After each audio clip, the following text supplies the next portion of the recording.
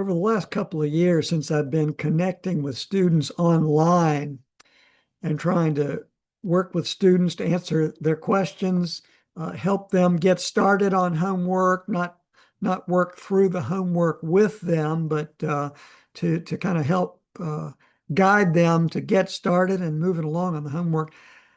I've detected that a number of students that struggle in this class, they they have trouble figuring out the differences between uh, a a property, a process, and a state. And so those three words can be real confounding unless you have a pretty good introductory idea of what those three are. So I felt like it would be very beneficial to devote a chapter one module to those three words: property, a process, and a state.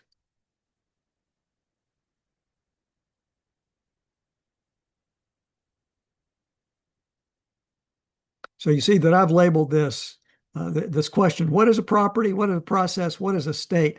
As important, because I want to suggest that just having a basic understanding, you don't have to be a genius on this, but just having a basic understanding how those three words are different, it's going to be a key to your success in this class. So just spend a few minutes as you go through this video, just spend a few minutes thinking about just not memorization, but just thinking about how are those three words different from one another, and how might that benefit me when I'm taking thermodynamics class. So I'm going to suggest that section 1.3.2 in your textbook, you see I've noticed, said, I cannot improve on the author's concise descriptions of properties, states, and processes. But if you're anything like me, when I was an undergraduate, I'm going to have to tell you that I did not dissect every word in the textbook, and I didn't analyze every sentence. What's the meaning of every paragraph? I'm just going to have to openly admit that I did not do that. And so I want to give you some highlights about section 1.3.2. Certainly would encourage you to dissect it, do a better job than I did when I was an undergraduate student. But let me try to hit the high points for you so that you can get a physical feel for the difference between a property, a process, and a state. Okay, let's sort of keep it simple and keep the word count low. So here's what a property is all about. A property, think of a property as a macroscopic, a characteristic of a closed system or an open system. You've gotten good at understanding the difference between a closed system and an open system. You got that. So keyword here is characteristic. A property is a characteristic. It's something that belongs to the system. So examples are the mass of a system is a property. The volume, specific volume, and density, those are properties of the system. Pressure, temperature, energy. So those are all properties. We just covered those in previous videos. So you have a pretty good feel for examples of what are properties. Macroscopic characteristic. Okay, the next definition to keep word count down is a state. A state is a condition of a closed system or an open systems, and that condition, the condition of the state, is described by properties. And so, gosh, one thing that came to my mind is if a condition could be hot, like hot water, a cup of water, that's the system. You stick your finger, oh my God, that's hot. That would be a condition of the glass of water. And what property would describe that? Well, the temperature. You stuck your finger in it and you said, damn, that's hot. All right, that's a state. So it's a condition of a system described by that's a state, the state of a system. Okay, next is a process. Let's see if we can get the word count down as low as possible. A process is the act of changing the state of a closed system or open system from one state to another state. Okay, and maybe I was just thinking about my kind of dumb hot glass of water idea. Okay, you had this hot glass of water, you put it on the desk, you put your finger in it, oh, damn, that's hot. Um, so that teaches you not to put your finger back in it for a while, but you let that glass of water sit there on the desk and time goes by, cools down, you stick your finger in it again, and not so hot, it's just warm water. Do you see that that glass of water changed its state from hot to just warm, lukewarm? Okay. Well, that was a process.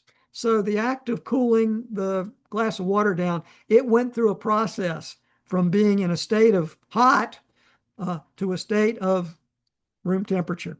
All right, so those are examples. Okay, I declare you expert on property, state, and process. Now some examples to get into thermo class. Okay, let's look at some examples of processes. And here I've drawn my sketch. I've started with the sketch. I'm going to say I've got a closed system. So it's this gas contained within a piston and cylinder. And I'm showing on this diagram 4 different processes. And let's go see if we can maybe characterize in words in general what those 4 processes are examples of. My x-axis, that would be the volume. That's a property, isn't it? Volume, property. Y-axis, P, pressure. That's a property. Okay. And so when I put a dot here at state 1, do you see that the combination, it's kind of like X and Y, right? So the combination of V and P, that really defines the state. There's my dot. That's a state. Okay. And then we're going up here in this first example to state number 2. So a different volume, different pressure. Okay, how would we describe, in general, in English words, how would you describe that process without getting into a lot of details, but wouldn't it make sense for, let's see, pressure is going up and volume is going down. Okay, what happens in a bicycle tire when the pressure goes up? That's a, if you're pumping your bicycle tire with a hand pump, that's a compression process, isn't it? You're compressing the air inside your bicycle tire. So process 1 to 2 would be called, in general, a compression process. Okay, we'll just leave it there. All right. Process 3 to 4. I'm going to start at new state 3, different volume and pressure. And I'm going to go through another process where the volume is increasing and the pressure is decreasing. Huh?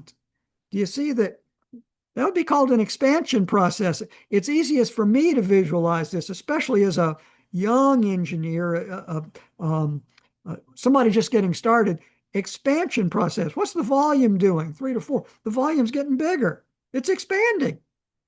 Expansion process. All right. This is going to benefit you. If you can kind of get this stuff visualized, it's going to help you throughout the course. All right. We've looked at 2 processes. The third process, I'm going to call this 5 to 6. What are we doing here? We're going here. The volume isn't changing from state 5 to state 6, but the pressure's going up. Wow, in here. Can you visualize how this might work in this piston and cylinder? How would you cause the air in this piston and cylinder for the volume to not change? We pin the piston down and the pressure goes up. How would you do that? How would you make that happen in the real world? I'd add heat. I'd put a Bunsen burner or something underneath the cylinder, and I would add heat to this air, and wouldn't that make the pressure go up? And if the piston is pinned, the volume's not changing. All right, so there's an idea. Okay. So that's a third process. Fourth process, we're going to start at state 7 and go to state 8. And the volume's getting bigger, okay, but the pressure is staying the same, okay. Well, what would happen there? Well, what would happen there is this piston would be moving, wouldn't it? Somehow this air would be causing this piston to move, okay. And if the sum of the forces on the piston don't change, we can have an increase in volume without a change in pressure. Okay, so that would be called a constant pressure process. 7 to 8, that's kind of like looking at the math, isn't it? P is constant. P is constant. P isn't changing. Constant pressure process. More details on how to make that happen a little later when we get into chapter 2. And you say, okay, I think I've got it. I've got all 4 of those memorized. I'm going to get an A in this class.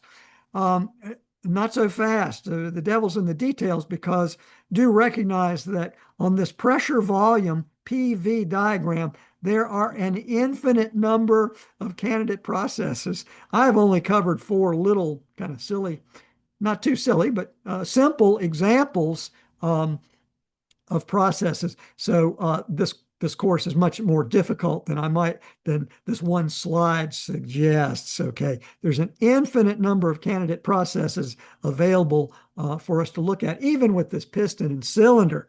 And we're going to cover a lot more equipment in the class than just pistons and cylinders, I can assure you. But another thing we're going to do a lot of in this class is we're going to do a lot of plotting of processes, states, um, and properties on the pressure volume diagram. And so it just kind of struck me as I was talking about this PV diagram thing. It's kind of a good introduction of where you're headed in this class. You're going to be getting good at drawing a PV diagram for your specific homework and quiz and test problems. And that's going to enable you to see how to become a practicing engineer once you get through this. I want to cover a special type of process on the PV diagram that you're also going to use a lot. And if you can get this concept, it can launch your career. So a special type of process we're going to call a cycle. A cycle consists of any number of processes. In my example problem, I'm only showing 1, 2, 3, 4, 5. Okay, but it can consist of any number of processes, 2 or more, where the final state returns exactly to the initial state. So let's look at my example problem. Here's my closed system, started with a sketch, okay? I've got a PV diagram. I'm going to start at state 1, and I'm going to go to process 1 to 2. And then, let's see, that would be a compression process, wouldn't it? Okay. State 2 to 3. Well, that's some kind of process where the volume's increasing, the pressure increasing. We could figure out how to make that happen at a later time. All right. 3 to 4. That's an expansion process where the volume's getting bigger, right? Expansion process, 3 to 4. 4 to 5. Well, let's see, that would be a compression process for volume, but the pressure's going down. We're gonna have to work through some special situation visualization to see how that can happen. But as engineers, we can make 4 to 5 happen. And then 5 to 1. Let's see, our volume is decreasing and our pressure is increasing. That would also be a compression process, wouldn't it? Just not as dramatic as 1 to 2. But the key to realize is process 5 to 1 returns you to the initial state. Okay, and so get this in your head. A cycle is a special type of process in which the final end state returns exactly to the initial state. All right.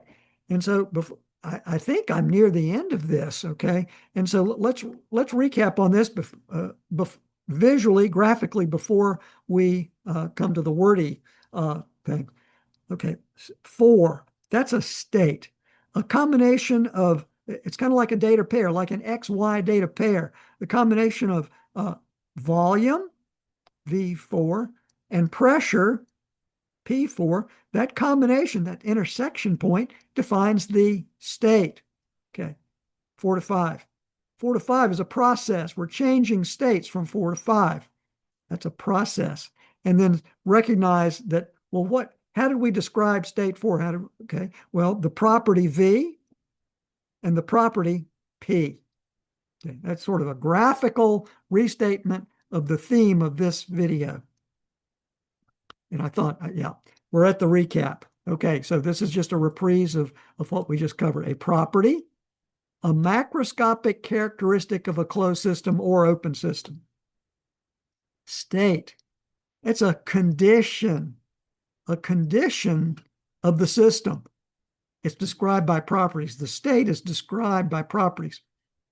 A process.